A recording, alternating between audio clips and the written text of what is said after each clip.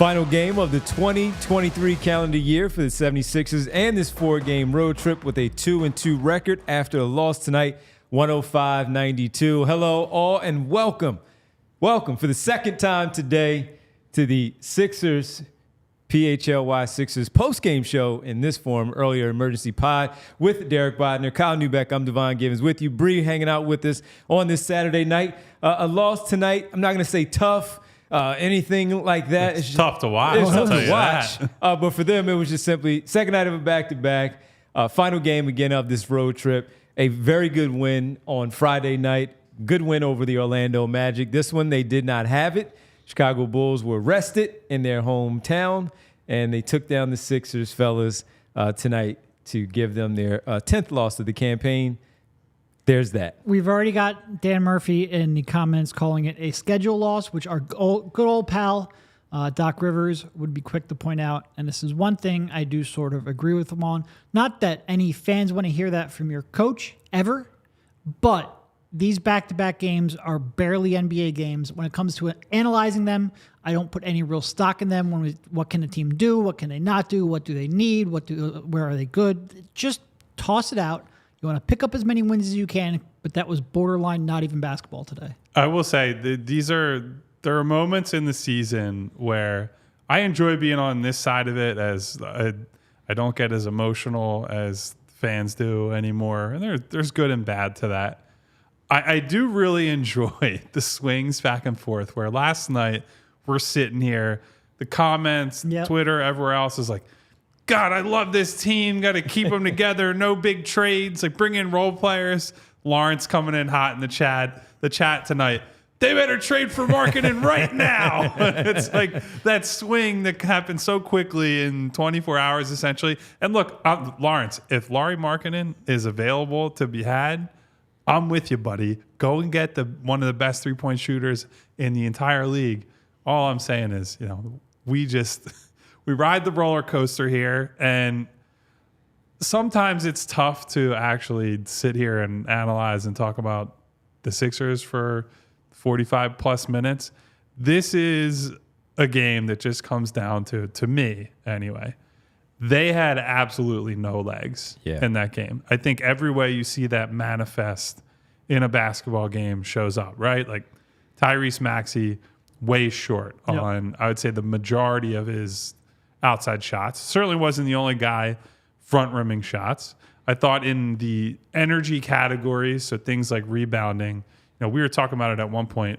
The Sixers were leading the Bulls in offensive rebounds at one point during the game. 12-10. And Derek pointed out to me, he goes, yeah, that's because the Sixers have missed most of their shots. And as a percentage of their misses, I think the Bulls at that point, I don't know what the final tally was. Final tally is Bulls rebounded 43% of their missed shots, Sixers 26%. Yeah, so despite the fact that the Sixers came down with a bunch of offensive rebounds, Chicago pounded them and pounded them and pounded them. And some of that is about a matchup, right? Andre Drummond against guys like Mo Bamba and Paul Reed. 23 by himself. Yes, who he can move around, throw out of the way. Even when he's not the guy getting the rebound, he's just drawing all that attention onto himself, freeing up some other guys. But I thought you could see the lack of legs on the glass, certainly. I thought the compete level was pretty good throughout the night. I thought the effort was there. The want to was there. And there are going to be nights like this in a long 82-game season where you can't buy one. And unfortunately, that was true for basically the entire roster. If this is one of my real pet peeves with announcers, they'll talk about the rebounding battle and they'll look at total rebounds or the offensive rebounds. Oh, they locked up 12-12 in offensive rebounds. No, one team missed 56 shots, the other 39. If the team that missed 17 fewer shots had the same number of offensive rebounds, they destroy the other team on the glass. To your point, though, outside of maybe one person, which I'm sure we'll get to, I really didn't have a problem with any real effort level. I thought for the most part. Oh, I'm actually curious who the one person's going to be. That's a nice teaser. I'm pretty sure you can figure it out. I think we know. Even offensively, I felt like Tyrese was attacking. I felt like Tobias was attacking, especially early. I thought the effort was there. Everything was short. Tobias on his pull-ups, he was taking a 12-foot pull-up that was going 10 feet. Tyrese on his threes, he made a couple because he's great and he can do that, but consistently it just wasn't there. And this was one where it was a little bit like the other night where you look at it like the game isn't actually that far out of reach. They have a chance. It's a 4-point game. But then for a you lot mentioned of the second they were down 9 points with like 7 minutes to go, and it's like I don't know if they can score 9 points the rest of the way. It just felt insurmountable, even though it was a close game. Yeah, and look, when you were talking, you just mentioned it 4. I was going to say they were down 4 in the third quarter, and I wrote in my notes on it, and it was very simple. They're down 4, and they have no business being down 4 in this game because of the shooting. You and I know we wrote in our notes at the moment we were talking about this. They were 22 of 60 from the field and down 4 points in the third quarter. That was insane. So yeah, they had no business, absolutely no business being in this game. The way that they were down 4 in the third quarter. They even cut it, I believe, in the fourth quarter also a little bit later on.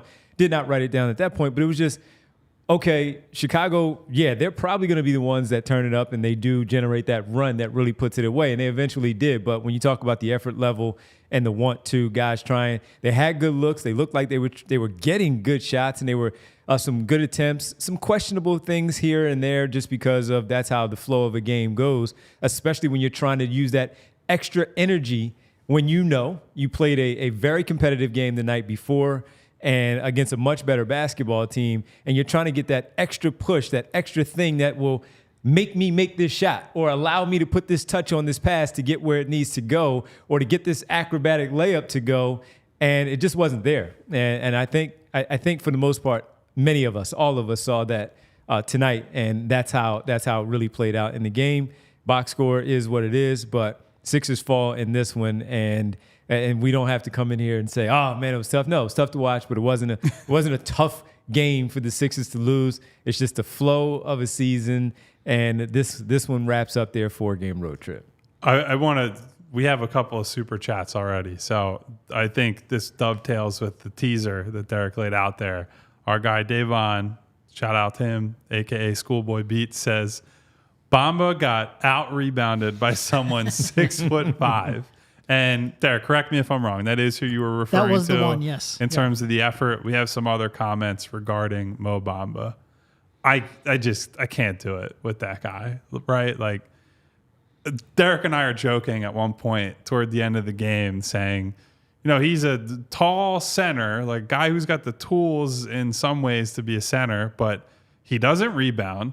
He can't defend in space. The effort's inconsistent. But, you know, other than that, how was the play, Mrs. Lincoln? Like, I just can't stand. Too soon. I just can't stand Give him another year. Watching that guy play. I know when he's shot threes this year, that's been his point of strength. We talked about it when they signed him in the offseason. This week, without Joel, watching him play spot minutes, backing up Paul, and at times, you know, playing minutes that Paul would have gotten in the past, the weaknesses are just too glaring with him. I can't get over how much of a liability this guy is whenever he has to defend literally anybody in space. I'm pretty sure we could pull a random person walking by our offices tonight, maybe walking out of a local bar or brewery, whatever it may be.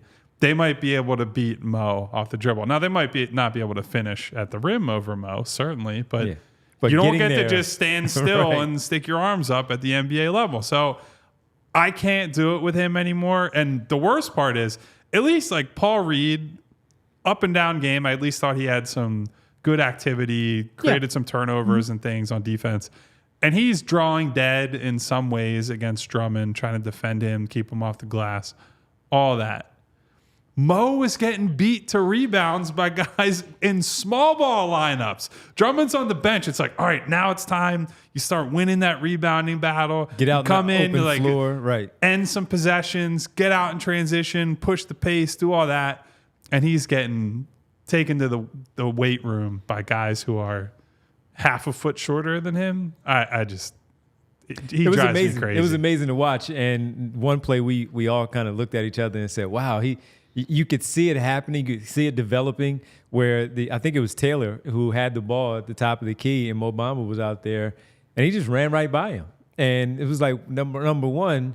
Who is Taylor again in the scouting report? And why is he running by? And I feel like I know a lot of basketball players. And I'm like, wait a minute, Taylor, who is that? And he's running right by Mo Bamba and getting to the basket for a scoop layup. And you knew as soon as he did it that he was going to lay him up. And that's a problem because it's not that we saw it right there in that moment. We have seen it in previous games also where he seems like, number one, all right, you don't have to be a fleet of foot, but that's where the length comes in. That's where that want to, where, sure, you're going to get by me. You're going to put your body into my chest and try to, wall me off a little bit to prevent me from blocking that shot. But I'm going to use my offhand. I'm going to attempt to make you alter that shot where you don't get a shot off. And his were the most minutes. And Derek, you were one guy. There was one guy. Yeah. That's the one guy. Yeah.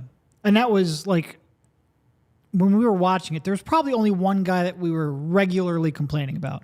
And it was pretty much every time someone would say something, it's, he's got to be watching a Mo Bamba play. It was like, on the one hand, like I said, the Sixers coming out and missing all these shots, you understand that. You come into that almost prepared with a game like this.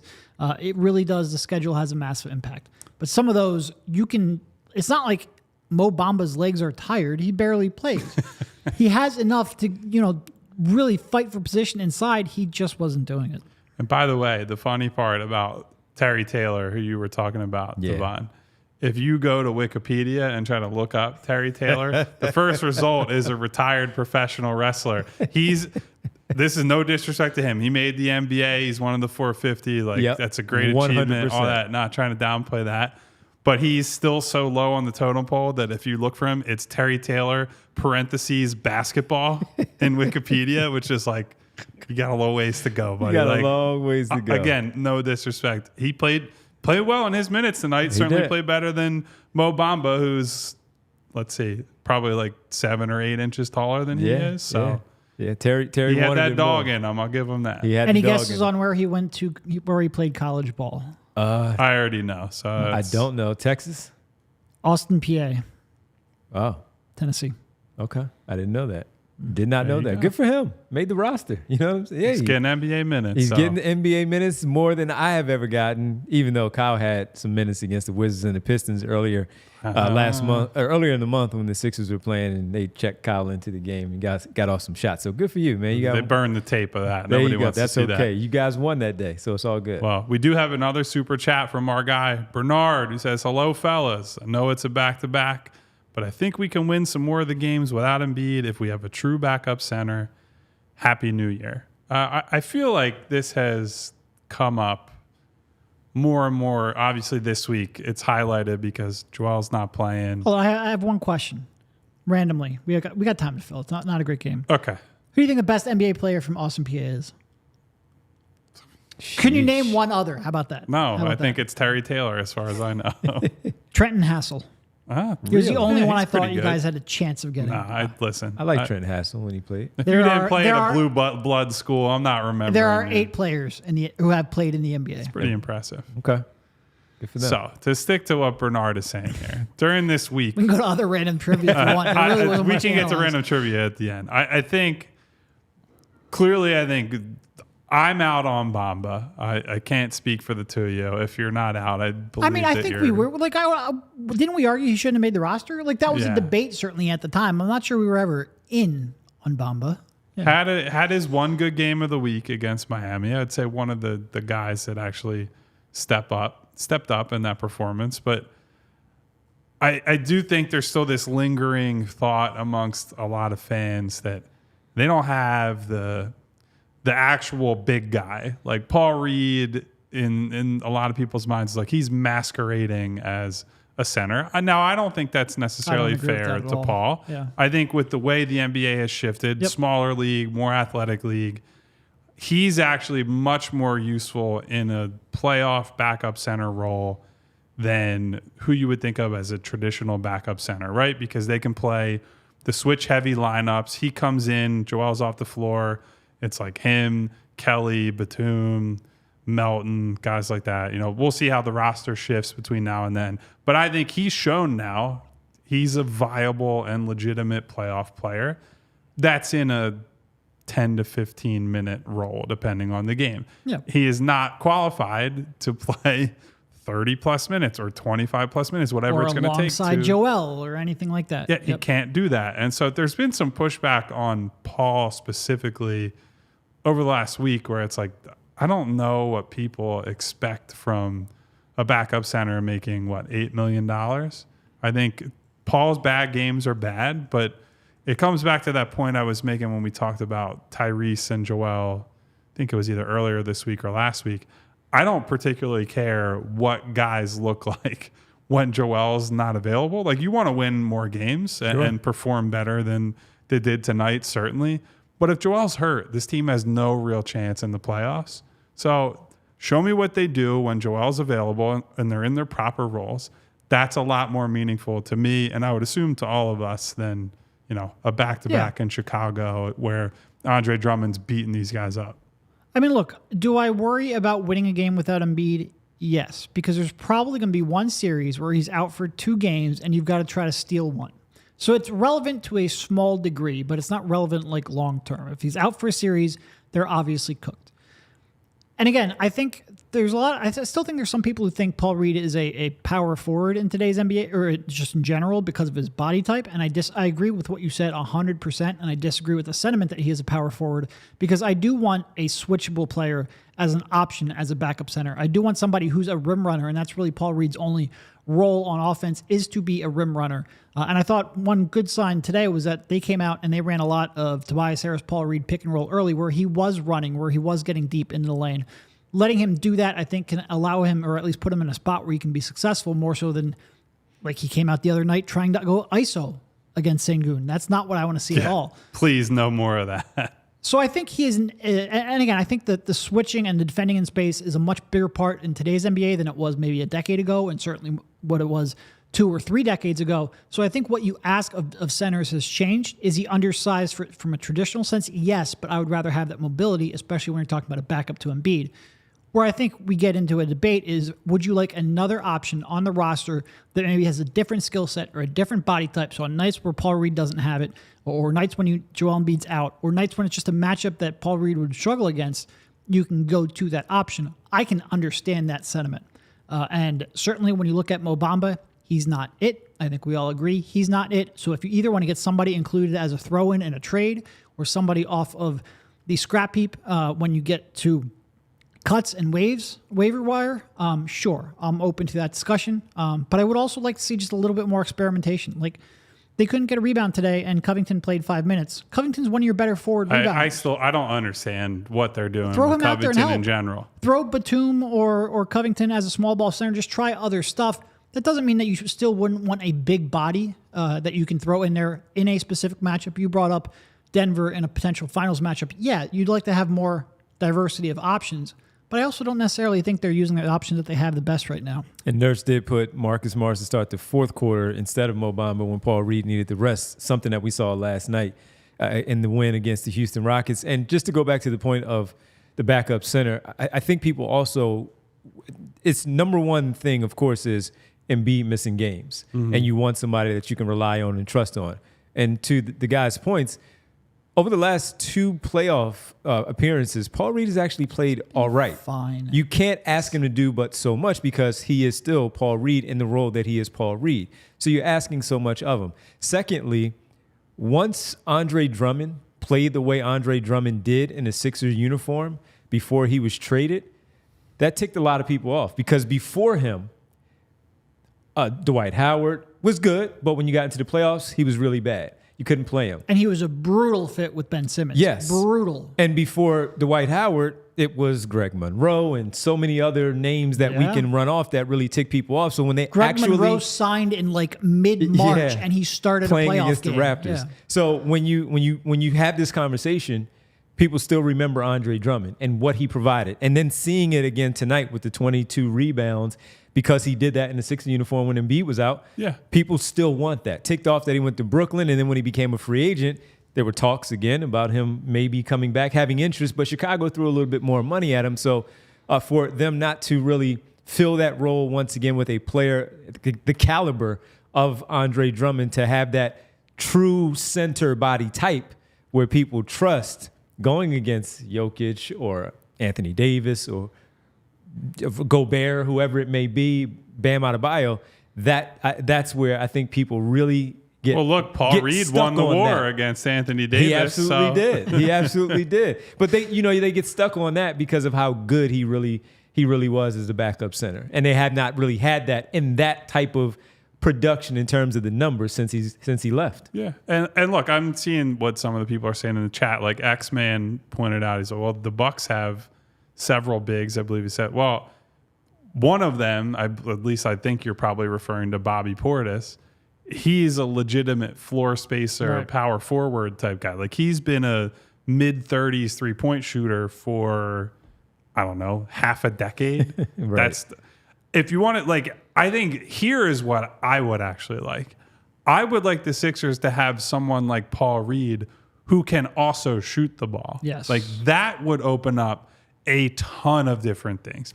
How much did we talk about the Minnesota game with Naz Reid? When we mentioned them, we said they have three bigs. And that's you cannot ignore. ignore. Both Towns and Reed can both, do some things offensively that the Sixers bigs outside of Joel obviously cannot. Mm-hmm. So I think that's a more salient point than they just need a true backup center. If Paul Reed could shoot, he'd be making probably more than $8 million. He'd be a guy who's pushing to start somewhere, et cetera, et cetera. The problem is that Paul he's good enough to be in this 10 to 15 minute a game role. They do not have someone like, to your point about Drummond. Drummond was unique in that he was a high minute, high production, flawed player at multiple previous stops who came here. And then once you put him in a small role, he excelled, but could also scale up to be that 30 minutes on Joel's injured, Joel's resting, whatever. You get that former He could all-star be that guy. He performance. just gets in that mindset. Yeah. You can ask him to do some more things. They don't have that type of guy. Well, all I'm saying is I don't think that type of guy is really relevant to whether they're going to win a title or whether they're going to win a second round series or not. I do have a name for you guys, just because we talk about the Jazz a lot with Lowry Markkanen, and we sprinkle in a little bit of Jordan Clarkson from time to time. But does Kelly Olynyk do anything because of the stretching that we're talking about that Bobby Portis provides for you? When you look at Naz Reid, as we talk about him being that third backup, he's not a traditional center like the same way that Paul Reed, as we discuss him. But we also know that he's a guy that can get you from behind the three-point line. He does give effort. He can't jump like Naz Reid. He may not jump and give you that second effort the same as Paul Reed, but the outside shooting, stretching the floor, to your point, is something that he does provide. Sure. Yeah. No, they haven't had a legitimate floor spacing five in pretty much the entirety of my And covering you might the be team. able to sneak some minutes in there with Embiid on the floor because of his floor spacing. Yeah, and I think, unfortunately, the problem with him is he's a guy that the majority of contenders, Sure. if he's available for a reasonable price, are going to be in on. And so then it becomes, are you willing to add something extra that might be better used in a big trade for a big chip? I would say probably not for the Sixers. But look, that's the type of player that you keep an eye on. You keep talking to Utah. Utah's going nowhere this season.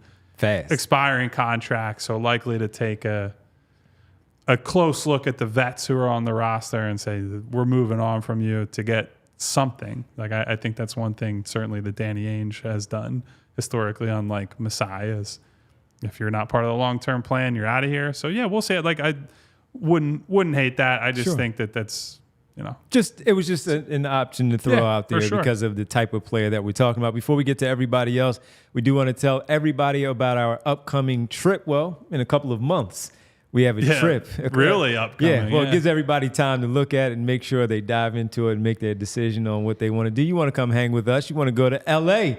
because we're taking over Los Angeles for the March 22nd through the 25th. Derek, Kyle, myself will be there with you, hoping that you're there as we team up with Philly Sports Trips and we go take on the town.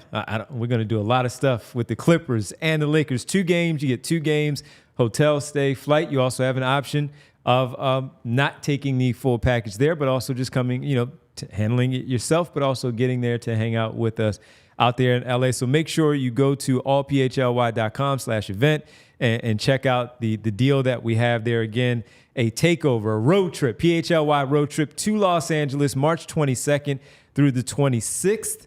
And we are looking forward to a great time out there. I missed the Colorado trip with these guys here for training camp. Miss a whole lot in Colorado. So we might have a little more fun on this one. I mean, we went out once or twice. It wasn't that bad. I would no like to do it again. disrespect to Fort Collins, Colorado. It was a beautiful town. I had a nice time there. It is not Los Angeles. You just didn't go up and get up early and go hiking with me the one time. It was your fault, buddy. I heard the words "get up early" and I immediately checked out after that part. So, well, we hope to see you there again. Check it out, allphly.com. Find it, check it out, see what you can do. Come to Cali with us. Come hang out in Los Angeles in March as we get ready for the postseason after taking on the 2 LA teams there. So it should be fun. Yeah, buddy. Guys, the super chats are coming in. They're fast rolling and furious. in. I'm just on this Saturday super night. chat narrator over here. We got one from our guy Furious. Says it doesn't look like the Sixers will make a big move. Historically, waiting until the summertime for free agency doesn't work. Tend to agree with that. So, do you guys think the Sixers do 2 smaller moves before the deadline? I mean, Furious. I will direct you to. We did do the OG Anunoby quickly trade pod today where that was kind of my takeaway was I think some of the big pieces being off the board and the other pieces that are out there, big names, Levine, Siakam, so on, are not guys I think the Sixers are particularly interested in. Has me thinking quieter deadline, smaller moves, but I don't know. Have you guys changed your stand or have you thought any more about that in the hours since I last talked to you about the trade deadline? I mean, so much comes down to the details on that. Like, who does Daryl Morey project will be available? Because I agree with you, the free agency signing isn't typically a hotbed, but maybe the trade activity around there or around the draft could end up being enticing, especially because the Sixers would have a little more flexibility in how many first-round picks they could include at the draft. Basically, right now they can include up to 3 future first-round picks in a trade. And that's true through the deadline. But if you wait until the draft, you can essentially include 5 picks, one of them being a player you select with the 2024 pick that you can then wait a little while until the calendar flips and you can trade the rights to that player. So you have more flexibility in that regard. But that would be, you'd really be waiting until the last possible moment and putting yourself at risk of not being able to maximize this and also not throwing away, but limiting your chances during the stretch run. So it's definitely a risk.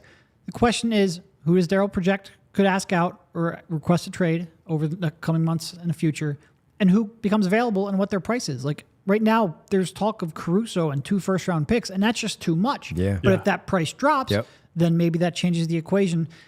And look, we're 5.5 weeks away. Stuff could change. Like players could become available. Teams could continue to struggle. Like I think part of the reason that Toronto maybe made this now is because they what finally if John Morant does a dance that people think is going to get him suspended again? You never know. But Toronto struggling, change the equation a little bit. Scotty's ascension changed the equation a little bit. There could be more that comes over the next couple of weeks that makes someone become available that you're not expecting. We'll see. There's always someone. There's always one. And it's a week before the trade deadline, and you're like, oh, all right, now we're underway. Buckle up, baby. Yeah, exactly, because we didn't see that one happening, and then that's when the other push for the other players that we may have heard, they eventually get moved. But, yeah, right now, if I had to answer that question, which I guess I do because, you donated, so I'll answer the question, which is, I'm more along the lines of the smaller number, the role player. If you can get 2 and balance out the rotation a little bit more, because we talk about earlier, Kyle mentioned, and Derek talked about it also, the 6 of your rotation in the playoffs. When you look at Boston, they have a secure 6. And you look at Denver, their 6 last season was a little bit questionable, but it worked for them and how they got it done. Everyone was playing their best basketball at the right time. And they had an elite player, of course, in Nikola Jokic. But if Embiid is, and Derek talked about this 2 weeks ago, if we can get to the postseason and Embiid finally get an opportunity to look at Joel Embiid healthy, and you see what Maxey is doing going into the postseason. Maybe Harris is still here. The same for Batum and Melton. They are not sent away. And you add 2 other players, then you might look at it and say, and Kelly Oubre is your 6th, but you have a combination of offensive and defensive players Kyle talked about, where you have a guy that's basically a combination of a full player that you might have that 7.5 rotation players for the postseason with some sprinkles here for some other things that will get you through those playoff runs. So right now, I would say the role player is not a star player. I don't think that's where we are right now. But as Derek mentioned, this could change in 4 weeks. It could change very, very fast. And then we're looking at it saying, didn't expect that name. Who else is going to open up? There might be another team that goes on a 12-game losing streak that we don't expect. And then they're like, all right, blow it up now because we don't have anything. There's nothing for us to do. And that's the direction that they want to go. And they change paths very quickly. I would say this, too. I've been one of the leaders of I think they're out of the LaVine business. As Derek is talking about the market forces and who's available, who's not going into the deadline. And as Chicago plays, relatively well without him, they were on a little streak for a while. I think Vucevic getting hurt impacts that a little bit, but still playing competent, team-friendly basketball.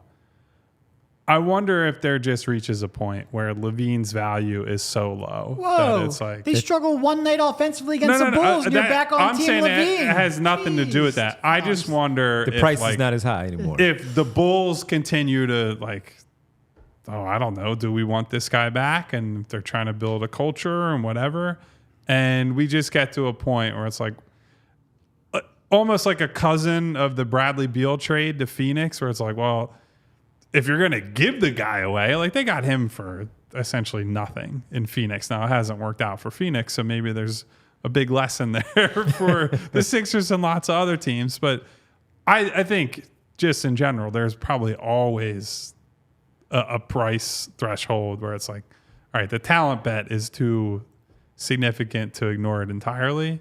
I'm not moving off of my corner. I'm just saying I do wonder if you could get Daryl Morey to take a truth serum. One bad shooting night and Kyle's on LaVine. No. Don't misrepresent my Hey, man, he might get hot in the here. playoffs and send you to the finals. You never know. Hey, listen, if I have to watch another Tobias Harris game like that in the playoffs, maybe I'll be going back cursing myself for not stumping for Zach LaVine harder. I don't know. This was not, to circle back to the game a little bit, I feel like we've gone into big picture stuff. Another just bad Tobias game, more representative of the month prior than the week prior. Was in a good groove, and you can put him in that bucket of didn't have much fatigue, all that, but boy, I would have hoped to get a little bit more from him. and we had a comment in the chat there where it mentioned earlier in the part of the show where Tobias, you would like for Tobias to give them a chance, even though they were essentially out of it the entire game. Tobias is the player that he is. He's in his role as that third scorer. When one is down, like Embiid is, we've seen it, 33, 20, 27, 23, 22. Give another one of those, and before it got out of hand, because it was closer, that Tobias does give them that opportunity. And again, he did not. And that's where people, they're ready to jump right back on him because of something like that. And you're right, though, because if it was, let's say Embiid was out, Embiid was out and LaVine was here, 9 times out of 10, we're probably at least guessing that he gave a much better offensive performance, a threat to keep this would have game, taken more shots. I don't know if he would have made all of them. Now look, Tobias took 16 and Maxey 22. Those were your two highest, 13 for Kelly Oubre. Good to see him shooting the ball too, where he shot 5 last night. But they had a lot of shooters, not a lot of makers. Yeah. Correct. That's the old Those adage three on that combined one. to shoot 2 for 16 from 3. And a good night. Both of those makes were Tyrese's. So Tobias and Kelly combined for 0 for 8 from 3. 0 for 8 for 3. Not going Not to going to get get it it done. Not going to get it done. Not going to get it done. But shifting a little bit as we hear on this Saturday night, and we have one more super chat. We got a couple more super chats. Let's get the super chat in from Devon, aka Schoolboy Beats. He says, could have gotten Boogie and John Wall, for what they paid Mo Bamba. And they would have gotten just as much productive basketball in 2023. You would have been pulling your hair out. I really like both those guys at their peak, but they're cooked. washed. They are cooked. That says more about where they're at than Bamba, who has been not very good for a while. At least Boogie and John Wall had their moments in the sun, respectively. Where's Boogie this year? China. No, he just signed on for like a couple of weeks somewhere. Okay. Oh, that's right. It was just like a 4-week contract. Or he like worked out for some team. Why am I? It may not have been in China anymore. Maybe he went to another country. Was he in Mexico? Maybe it was Mexico, but it was some weird deal where it was. Oh no! I completely forgot. He signed a deal to play with the Taiwan Beer Leopards. Oh, we talked about that recently. Because I want the Taiwan Beer Leopards merch. That's like one of the greatest names I've ever heard in my Taiwan Beer life. Leopards. If you send me a hoodie, Send my solemn promise to the Taiwan Beer Leopards, I will wear that at least once a week. I would even maybe do 2. I'll wash that thing till I'll be clean and all that and eco-friendly. Think about it, Taiwan Beer Leopards. And Taiwan Beer Leopards, you might as well give Kyle a Kyle Neubeck night at Taiwan Beer Leopards. Give him a night.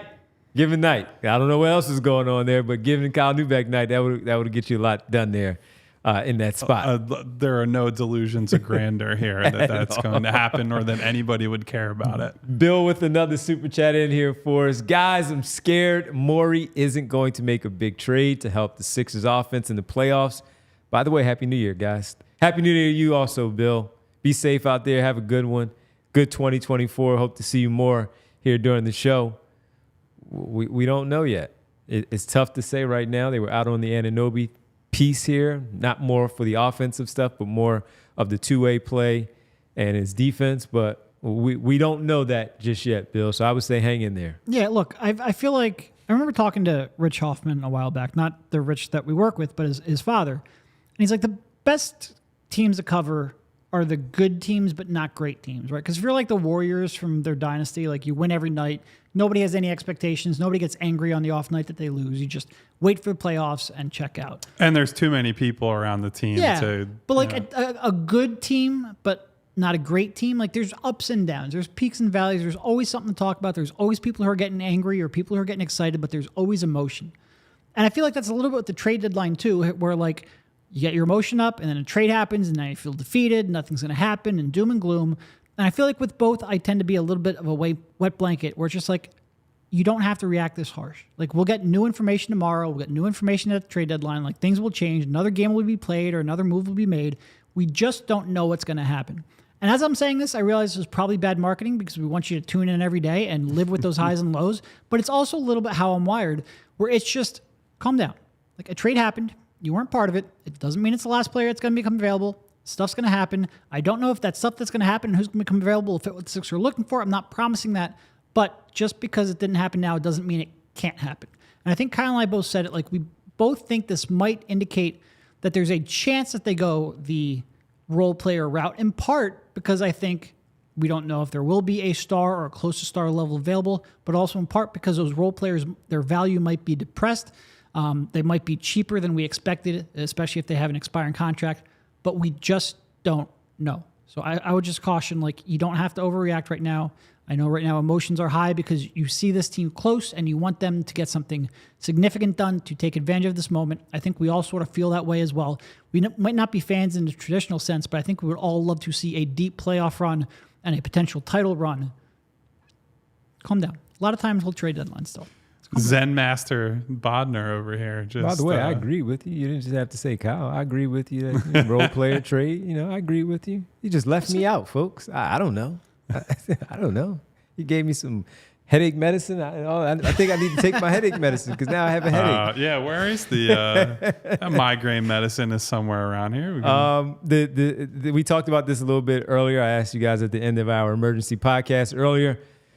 The Detroit Pistons snapping their 28-game losing streak. I wanted it to continue. Hang the fucking banner. They won a game. That's right. Keep it going, man. It's a good conversation.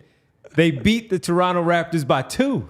Oh, the final score was a 2? It was a 2-point game. Oh, man. Those last 2 minutes it must have taken 15 minutes. Like that, the fouls, every trip down was just agonizing. And Kyle, at the end of the game, while you didn't know the score, he played the audio of the celebratory vibes in the great city of Detroit. It was too good. They're going to have a ticker tape parade. Dude, it's so Go bad. For it. The owner. Go. It's so bad that the owner of the Pistons put out a goddamn statement after a single win in 2 months.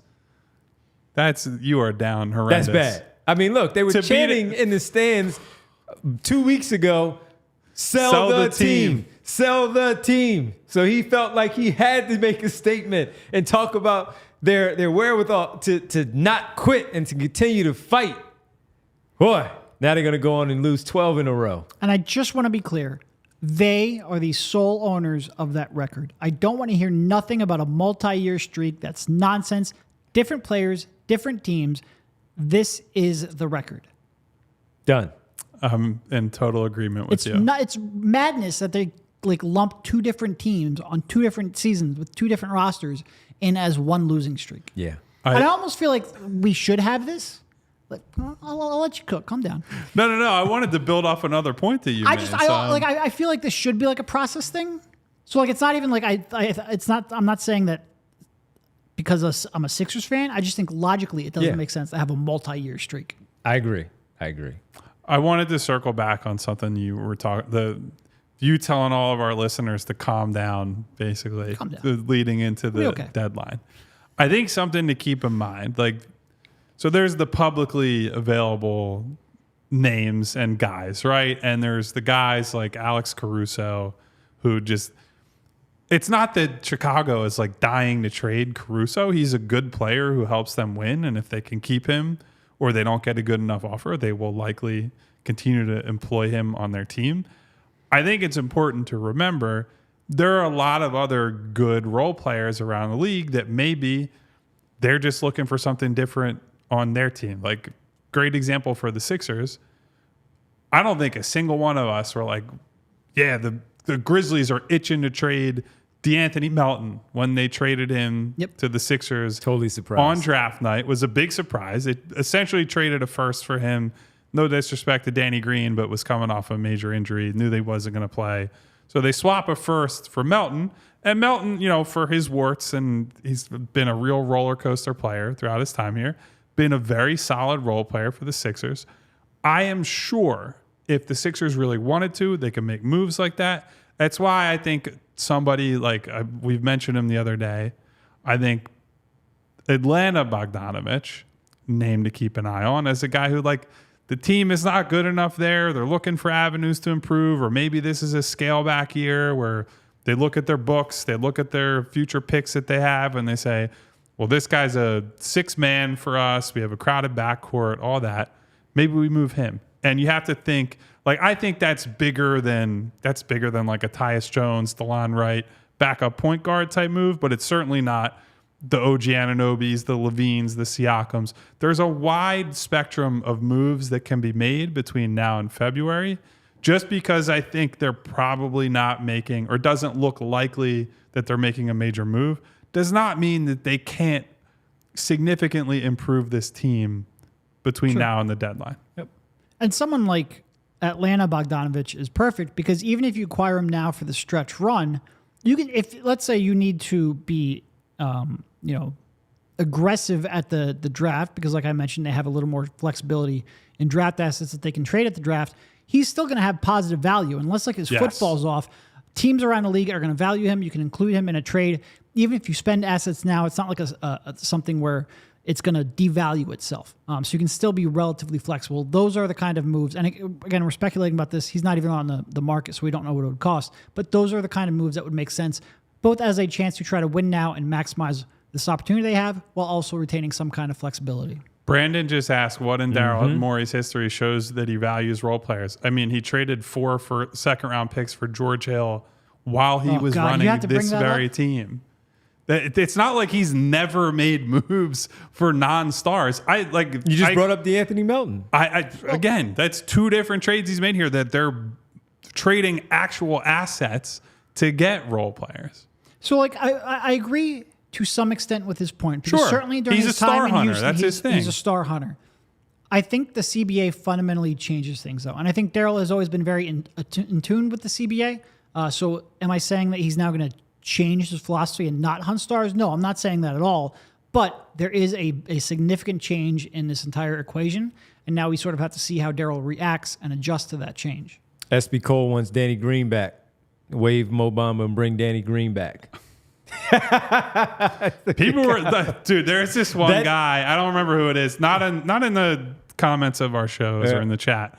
Somebody on Twitter, I believe, who was coming at me acting like I was saying that Danny Green was Michael Jordan. It's like, no, he had like a decent preseason for a guy who looked completely cooked months before that. And it was an interesting story. Like we thought he was, that's a camp guy, fringe roster player who looked like he was in the mix, made the roster. And then, the James Harden trade happens and they need space and away he went. But yeah, so I would rather he be on the roster than Mo Bamba currently, but there was some cap reasons for that. A little bit of financial wiggle room that they got cutting one guy over the other. Guys, before we say goodbye for our final time of 2023, I wanted to ask you about 2023 because there were two parts to 2023. The start of the 23-24 campaign and certainly the end of the 22-23 season where they were eliminated in the second round again in Game 7 against the Boston Celtics. Some of your most memorable moments of 2023 Sixers basketball. Good, bad, whatever it might be. Well, Derek is already leaning towards bad. I can hear it in his little mumbles. We discussed this a little bit beforehand. But the good and the bad for me are like right after each other. And Devon and I have a slight disagreement, so we'll get into that. But it's the good is Game 5 of the Celtics series, and the bad was Game 7 of the Celtics series, and those are the two defining moments. Game 5 was the first time, I think, watching this. That's not true, the Toronto series.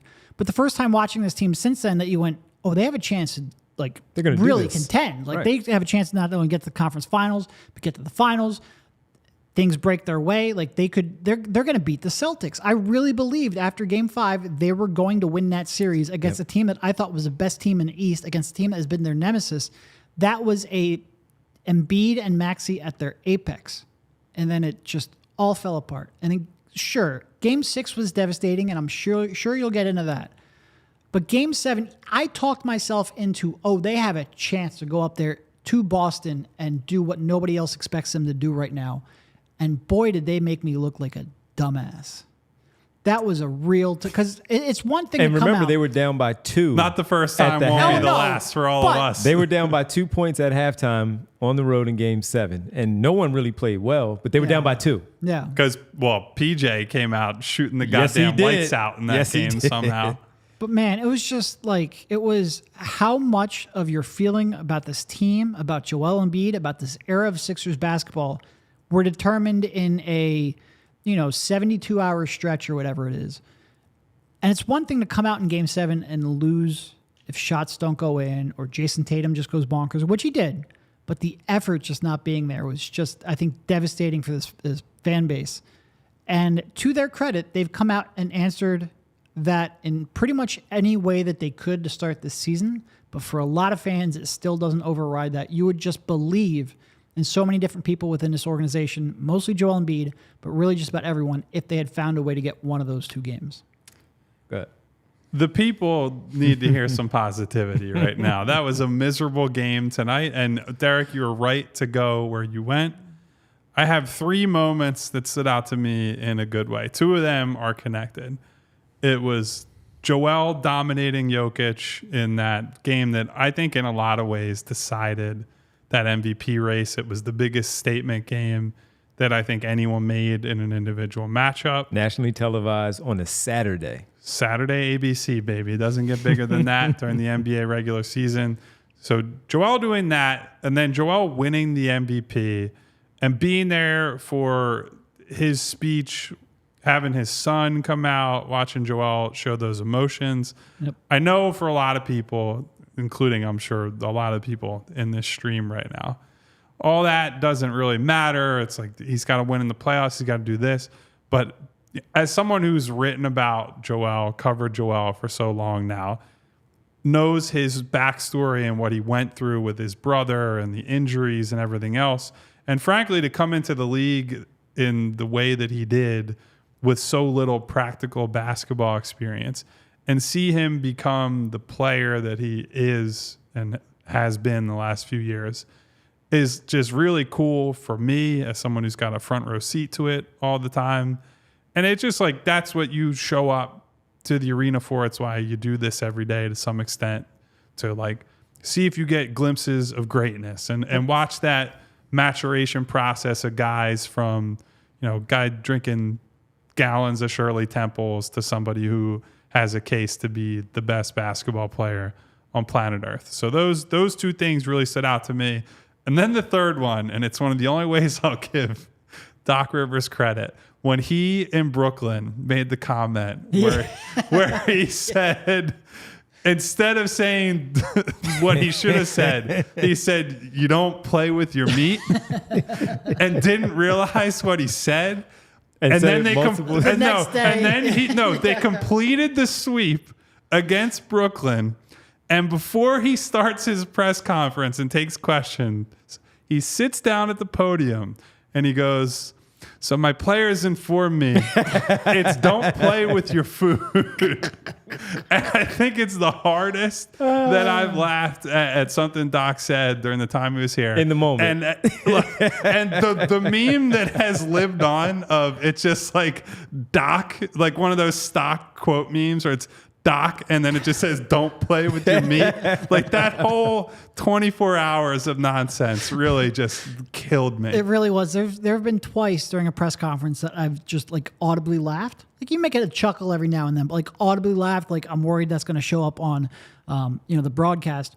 Once we were in I forget which coach it was so long ago, but there was a Flyers beat reporter that said a player took 3 shits in a period. Obvious typo, but I just started crying. I couldn't hold myself back. And the other was that Doc Rivers moment. That's funny. And for him to come out the next day and bring it up himself to clarify, it was a rare bit of real legitimate humor. It was great. That's funny. Doc was something, man. He left a lot. He left a lot sure of food on the something. table, folks, for us to mess with him. He left some meat on the table. Yes, You were right. he did. Yes, he did. I'll just give one because Derek mentioned my other one, which was Game 6. I was furious and just how they played. It's not the fandom part. It's just I expected them to win that game. And even when they were shooting poorly and they're defending the hell out of Jason Tatum, he's shooting terribly. They're like, don't let him hang around, but they're going to still win this game. It was the carryover from how well they played in Game 5 to Game 6, which really just ticked me off sitting here watching how they allowed themselves to not win that and oh, by the way, Tobias Harris only took 3 shots in that game, 2 of which were in the first quarter. Is there a theme there? Yeah. Let's move on to a good one. The other good one, great ones from the guys. And B, when he dropped the 60 against the Jazz. That was something because the Sixers stunk overall as a team. And many, you hear it, well, they keep giving them the ball. He's going to have to be the one to score. Everybody else standing around. No, they were really bad that day. It was a Sunday night game. I think it was like a 6 o'clock start. And they were just bad. He wasn't. I remember rolling into the arena like 6 p.m. against the fucking Jazz on a Sunday. Get me out of here. In the City Edition unis. and I'm sitting there, and I'm like, oh, this guy is rolling. And where I was sitting that day, because I was off, so I was there, even though I wasn't, I was by the Sixers bench. And while I was there, you could just see PJ Tucker ticked off every time he came down the floor, standing in the corner, going to the bench, whatever it was. And it was bad. It was really bad, but he was great. He didn't get ticked off enough to hit a shot, by the way. Right, exactly. So let's slow that down, right? But it was to the point where Kyle said, sometimes you just sit back and you just witness greatness. And he had that on full display that day. It was the free throws. It was the finishing at the rim. It was his layup, which I call it, at the elbow, where that's a layup shot for him, where he shoots at such a high percentage. And he was really giving it to them in that game on that Sunday night. And that was one of the best performances that I had seen from him, and a great player. And we've seen a lot being in that building over the years with visiting players and, of course, the home team. But that was one for me that stood out last season or the calendar year. I mean, to Kyle's point, like I remember sitting up there in Boston, which was a little odd that they announced the MVP while he was up there, but sitting up there in Boston and interviewing him and watching him talk about the experience and his journey and going through all that. And again, I think some Sixers fans might be jaded because they haven't had the postseason success or whatever. But when you can watch a guy who picked up the game at 15, 16 and be legitimately recognized as the best basketball player in the world, how could that not mean the world to him? Like, I don't understand why we have to make this argument of, does he care about the championship or the MVP? No, you can multitask. You can do both. The skills that allow you to become the best player in the world also tend to allow you to compete in the playoffs. It was Which game was that before? That was before game 3. 5? I thought it was early in the series. Yeah, I think you might be right, but I don't remember it being game 5 because I feel like they lost. Because he did the acceptance speech during either before game 3 or 4, so it had to have been between 1 and 2. I think. Okay. But to have just watch him get that opportunity, it was just a lot of hard work from his perspective went into that. And it was nice to see him rewarded for that, for sure. That makes me think of the video that the team released when... Yeah, with him having Arthur there, and that was cool too. Yeah, it's pretty cool. Yep. Pretty cool. Well... You're not going to see many of those in franchise history. Like, it's an incredible moment for Embiid, obviously, and mostly, but for the franchise, for the fans. And it's a shame that it went so downhill so quickly for the team because I think it almost gets glossed over. Yeah, and I think, should he win it again this year, and they continue to play this well and surprise many. Well, not this well as in tonight. I mean, when this he's well on the floor in general. this season, and he's on the floor, and they surprise people maybe and defeat Boston again in maybe the second round or Milwaukee in the second round in advance, and he gets it again, maybe advancing even further than that, I think people would appreciate it even more. But 100%. Hey, folks, then you're just simply talking about a 2-time MVP, and that's not nothing. That's not nothing. Listen. When the talent, where many people say this is the best collection of talent in a long time in the NBA, you can't scoff at that as if it's nothing. Enjoy the game. Enjoy the game, folks. You're watching some good stuff. And Enjoy I got one plays. more, too. Not necessarily the Sixers themselves. We started the damn show and the company this year. Well, and 2 of us did. Well, you know, I just tag along, man. Just tag along. So, listen, I will say this about that. I see people in here right now who were also with us basically unprompted at 3 o'clock in the afternoon today to talk about a random OG Anunoby trade between the Knicks and Didn't Raptors. even involve the Sixers. Did not involve the Sixers. And Malachi Flynn, folks, don't forget about him. You're on it, baby. All that is to say, look, we see so many of these same people every single day. People are spending an hour and a half, 2 hours in a single day, 5+ hours a week with us here as we're talking about the same team, the same league, day in and day out. I know I can speak for all of us when I say we appreciate that a great deal. Hoping for bigger and better things in 2024. We're going to have some watch parties coming up. We obviously have the trip to LA that we hope you guys will join us on. And we're just going to continue to try to build this. And hopefully the Sixers cooperate and build some positive memories for everyone. And we can, as Devon is talking about, maybe Joel wins an award. Maybe they go deeper. Maybe we can do some cool journeys together over the coming years. But as I do every time, I will shout out some of my people, JS and Jay of the Jungle and Kenneth and Stacy, Sam, Bill, Brandon. I know X-Man was hating in the chat today, but it was good to see you. I don't think we've seen you. At least I don't remember seeing you before. Rohan, Brandon, Joe Sox, Espy, Phil. I think that's another Phil. Liam. I don't know if I saw... I'm a little worried I haven't seen 2 Minute Warning. Our guy Al, man. He was there earlier today. Okay. Got to send out an APB on Al. Al's starting his New Year celebration now. And we're not mad at him. Not mad at him. Our guy Ash, I think Furious was here today. Love each and every one of you guys. Devon with the super chat there. Damon, a.k.a. Bill, Bernard. Schoolboy Beats. There you go. Yeah. Bernard is with us all the time. Thank you guys, as always, for being with us. It means quite a bit to me. I know I play up the, makes me happy to get the thumbs up and subscribe to the channel and do all that, but it means much more to me to see so many of you here every single day, interacting with us, talking about this team with us, and it's been one of the great fulfilling things of the last few months of this year. And after Derek and Kyle started this podcast, I appreciate Derek letting me tag along for the last couple of weeks as I came here to jump in here and join all of you. But honestly, look, as I said when these guys gave me the floor when I got here in early December, that I'm really excited about this, and we can't do it without you. I know I say that quite often when we do sign off, but I'm very happy. I loved what I did before this. I really did. I'm still very friendly. Those are my people at my former place, and but I am along this new journey Very excited to work with Derek and Kyle. Have known them for many years. We couldn't do a lot of things together for reasons, but the respect was there, and the respect is there for you all. And I definitely have a huge amount of respect for these two for what they do. And I'm very excited to jump into 2024 and start 2024 and not September like I couldn't with these guys, but start 24 off on the right foot. Devon, it was only 59 shows in a row that you missed. Only 59. I got off to a really good start, man. Really good start. But I'm thankful for that, and I'm thankful for these guys. So, guys, Happy New Year to you. Looking forward to the new year of our podcast and continuing. Do you want to say something as Devon and I get up on the soapbox, Derek, or just ride off into the sunset? No, that's fine. I said my piece. And Bree, thank you. Thank you. It's good to have Bree here with us every show. Absolutely. Making our lives easier from the other side. So, folks, Happy New Year to all of you. Be safe out there. Have a good time. We hope to see you in 24. Bree, Happy New Year to you. Do not drink and drive. Do not drink and drive. Call a friend. Call a family member.